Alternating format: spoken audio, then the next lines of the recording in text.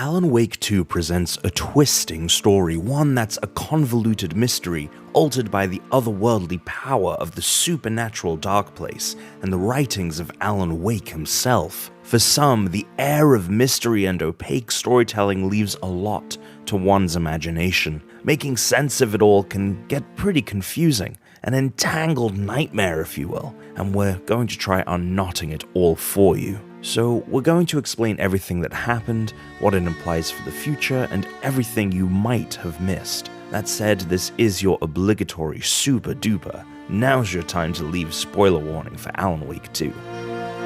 Okay, with that out the way, let's get into it. At the end of the game, Saga Anderson and Alan Wake's tales finally intersect, and with both of them in the Dark Place, attempt to execute a plan that will stop Mr. Scratch. While Saga was first brought to Bright Falls to investigate a series of ritualistic killings, her world is quickly flipped upside down into something of a nightmare, where her entire reality begins to rewrite itself. A reality that's being changed because of Return, a story that Alan, or in this case his evil doppelganger, Mr. Scratch, is writing in order to escape the Dark Place. In Return's altered form of reality, Saga and her daughter Logan lived in the town of Watery next to Bright Falls. But in this story, Logan had drowned there years earlier, and of course that's not the reality Saga remembers. As far as she is aware, Saga never moved to Watery, she never divorced her husband David, and their daughter Logan is still alive and well. So as Return slowly starts to shift her reality into this tragic story, it becomes Saga's mission to somehow prevent it from taking over entirely and making Logan's death permanent. For that, she needs Alan to rewrite it, and she'll also need the clicker to make sure it actually happens. The clicker is a key item from the original Alan Wake. It's a light switch that was formerly part of a lamp, Alan's angel lamp from when he was a child, that manifests itself in the Dark Place during Alan's portion of Alan Wake 2, and that he uses to manipulate his reality. When used in conjunction with a story or other piece of art that the Dark Place brings to life, the clicker can render permanent changes to reality that were created by the art itself. If Saga uses the clicker alongside Alan's new version of Return, it can make the story's changes permanent. So in theory, this means saving her daughter, defeating the Dark Presence, and saving Alan from the Dark Place. But of course, it all goes sideways. Saga uses the clicker, and with the help of the band The Old Gods of Asgard, which is comprised of her grandfather Thor and her great-uncle Odin, try to summon Alan from the Dark Place with a song. And it works, kind of. Instead of Alan showing up right there in that moment, he shows up days earlier at another part of the story. In fact, specifically when Saga first finds him at Cauldron Lake, and she didn't just bring Alan. During his time in the Dark Place, we learn that it wasn't Mr. Scratch who was directly thwarting his efforts to edit Return in order to prevent the Dark Presence's escape. It was Alan himself, down the road, after numerous attempts to write his own escape novel, Initiation. His journey reveals to him that his wife Alice, whom he saved from the Dark Place at the end of the first game, causing his eternal entrapment there, killed herself after years of being haunted by Mr. Scratch, which Alan assumes was happening due to his continuous meddling with reality in order to escape. He confronts who he believes to be Mr. Scratch, but it's actually his past self, killing him and preventing him from finishing the edits to Return, and allowing Scratch's horror story to play out in the first place. Believing all hope to be lost, Alan gives in to the Dark Presence, and in that moment is transported to the real world thanks to Saga's meddling. As Saga realizes that Alan's arrival days prior was the result of her using the clicker in the present, Alan, now Mr. Scratch and fully consumed by the Dark Presence, shows up. Saga manages to drive the Dark Presence out of him, but it possesses her partner Casey instead. The new Mr. Scratch. Scratch steals the clicker and throws Saga into Cauldron Lake, sending her to the Dark Place. When Alan returns to the Dark Place, we get a glimpse of what Scratch means to create. It wants to take full control of reality, remaking it however it sees fit.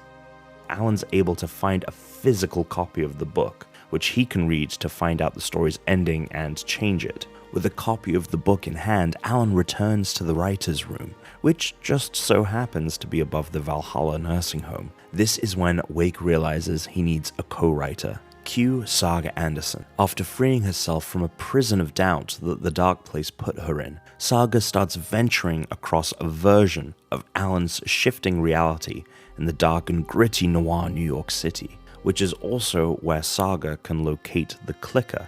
Artie the janitor, who seems to be a paranormal entity like the Dark Presence, but seemingly a more friendlier one, sends Alan to retrieve Alice's photos and put them in the shoebox, which is a pivotal setup for this moment. Saga finds the photos in the shoebox, and thanks to the power of the Dark Place, it turns Alice's photos into their literal subjects, the Clicker and the bullet made of light. Saga contacts Alan through her mind place, and together, the two of them rework the ending to return. The story will only become stronger by having Saga as a co-writer, but not without sacrifices. As Alan notes, this is a horror story, and the conventions of the genre have to be respected. It has to be true to the art, it has to be dark, and if it's inauthentic, it won't work. Scratch arrives to stop the new story, but Saga uses the Clicker to turn the story into reality. The story forces the Dark Presence out of Casey, but into Alan. Saga shoots Alan as Scratch, seemingly killing Scratch. The whole thing ends ambiguously, as Saga tries to call Logan to confirm that the story has been changed and her daughter is still alive, but we never hear if Logan picks up on the other side. Roll credits. Okay, so yeah, it's a lot. Dark, twisted, and ambiguous, as it should be after all to be authentic to the genre it's portraying, right? As far as we know, Saga and Casey are apparently still in the Dark Place. The bullet of light seems like it should have killed Scratch, but that's not really clear either. Alan has seemingly destroyed manifestations of the Dark Presence on 2 previous occasions, in the original Alan Wake and in Alan Wake's American Nightmare, but it keeps coming back. We also know there's more story to come, at least for Wake. Remedy announced 2 additions to the story by way of DLC expansions, titled Night Springs and Lake House, though the details on both are very thin. And then there's the mid-credits scene that recontextualizes a lot. The mid-credits focuses on Alan's wife Alice. Alice had been working on creating a new photo exhibition and a documentary about her work, focused around being haunted by visions of Alan appearing in her apartment.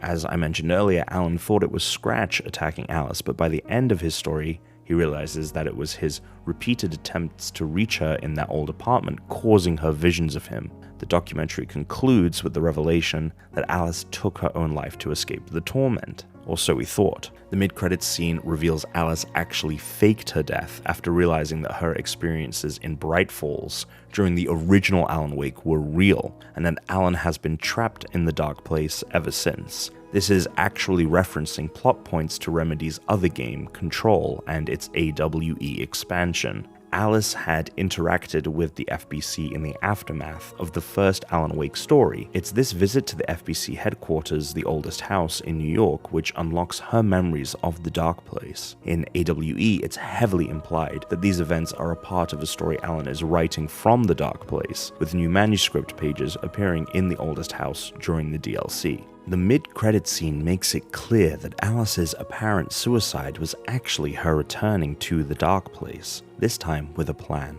Alice led Alan to believe that she had committed suicide to set him on the path to connecting with Saga in the first place. It was also Alice who called Saga and helped lead her through the Dark Place, and it seems Alice means to finally help save Alan once and for all. How she's going to do that exactly isn't clear, but she thinks her intimate knowledge of the Dark Place will give her an edge. The final moment of the mid-credits scene sees Alan waking up from Saga shooting him to utter the line, "It's not a loop, it's a spiral." We know that Alan called himself from another point in the story to instruct himself to leave Alice's photos in the shoebox. Unlike other parts of the loop, we haven't seen that call being placed yet, so whatever point in the story it's from, it's beyond what we've actually played in the game. The spiral line also carries some implications. If you watch Tom Zane's film, Nightless Night, when it plays at the conclusion of the cinema section of the game, you'll hear that line spoken again by the film's version of Alex Casey. The film is about Casey being sacrificed by a cult led by Barbara Jagger, the woman he loves. She, however, loves Zane.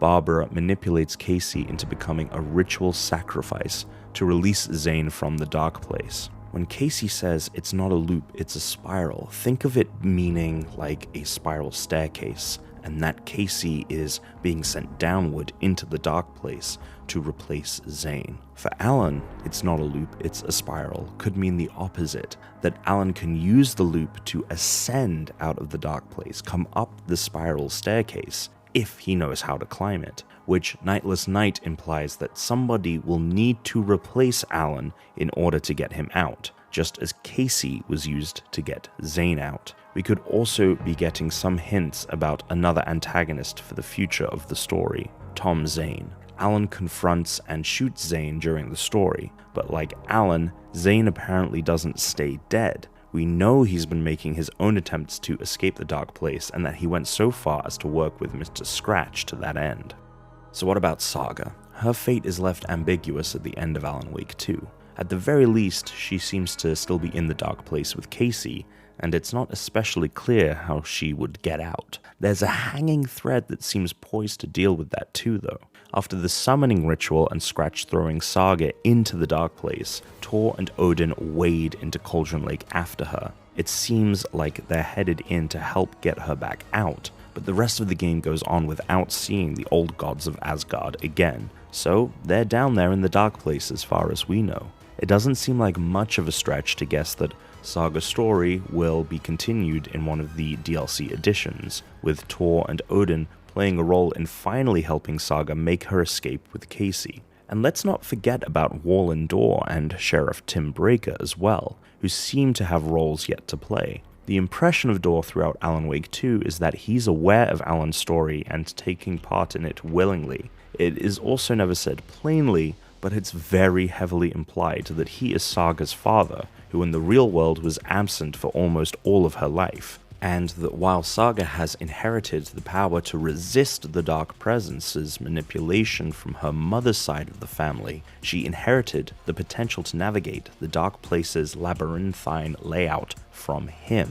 So there are plenty of elements for the story to deal with, and we know there's a fair amount of story yet to be told. As of right now, though, the conclusion is that Alan sacrificed himself to remain in the Dark Place in order to save Saga, Casey, Logan, and Bright Falls. What we still don't know is whether he was successful, but we do know that there are people still looking to help him. There's enough there to merit Alan Wake potentially being a trilogy. It's just a matter of whether or not we'll have to wait another 13 years for the next installment. And of course, some of this may be resolved in the next Control game, which is confirmed to be in development, as well as any other Remedy Connected Universe titles that the developer is working on. What are your theories and takeaways on the story of Alan Wake 2? Let us know in the comments below, and for everything to do with Alan Wake 2 and the Remedy Connected Universe, stay tuned to GameSpot.